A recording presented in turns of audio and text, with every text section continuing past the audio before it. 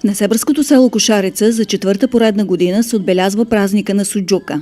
Ценители на наденицата и тази година се събраха да покажат как се прави по-домашному и да споделят рецепти. Тайните трябва да има много подправки. И месото да бъде прясно, обаче и отлежало, леко охладено, подправки като вземете сол, чубрица, червен пипер сладък, червен пипер, парлив, кимион, даже и малко захар, и малко коняк, ако няма коняк, малко ром.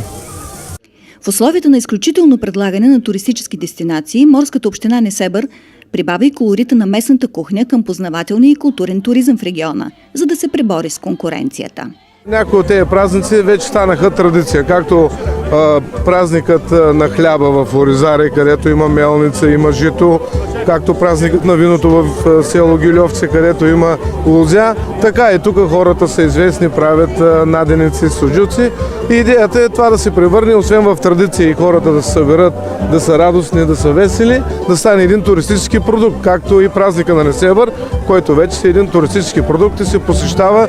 Тази година имаше между 80 и 100 хиляди човека. Има хора, които си планират специално така ваканцията и почивката, за да дойдат по това време на почивка. От миризмата на скара, вкусна наденица и ритмична българска музика бяха впечатлени и чуждестранни гости от Естония. Те с изумление научиха, че ако изпечената над 200 кг наденица се разпъне на дължина, ще достигне чак до курорта Слънчев бряг. Пришли слушать хорошую музыку.